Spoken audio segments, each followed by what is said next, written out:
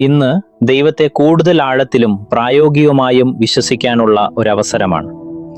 ദൈവത്തെ പരീക്ഷിക്കാൻ അവിടുന്ന് നമ്മെ ക്ഷണിക്കുന്നു.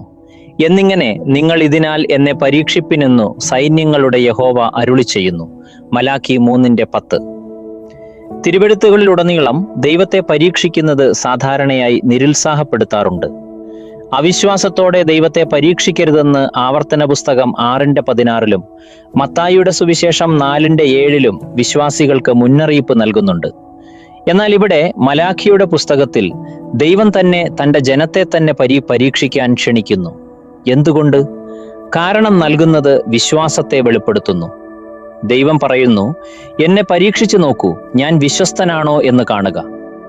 ഈ ക്ഷണം ദൈവത്തെ വെല്ലുവിളിക്കാനുള്ളതല്ല, മറിച്ച് അനുസരണത്തിലൂടെ അവിടുത്തെ വിശ്വസ്തത അനുഭവിക്കാനുള്ളതാണ്. ഒരാൾ ഒരു ഗ്യാരണ്ടി നൽകുമ്പോൾ അവർ വാഗ്ദാനം ചെയ്യുന്ന കാര്യത്തിൽ അവർക്കത്രമേൽ ആത്മവിശ്വാസമുണ്ടാകും. അതുപോലെ തന്നെ ദൈവം തൻ്റെ പ്രശസ്തിയെ തൻ്റെ വാഗ്ദാനവുമായി ബന്ധിപ്പിച്ചിരിക്കുന്നു. കൊടുക്കുന്നതിലെ അനുസരണത്തിലൂടെ തൻ്റെ വിശ്വസ്തത പരീക്ഷിക്കാൻ ദൈവം നമ്മെ ക്ഷണിക്കുന്നു. പിതാവേ, അങ്ങയുടെ വാഗ്ദാനങ്ങളിൽ വിശ്വസിക്കാൻ എന്നെ സഹായിക്കണമേ. വിശ്വാസത്തോടെ മുൻപോട്ട് വരാനും അങ്ങയുടെ വിശ്വസ്തത അനുഭവിക്കാനുമുള്ള ധൈര്യം എനിക്ക് നൽകണമേ. ആമേൻ.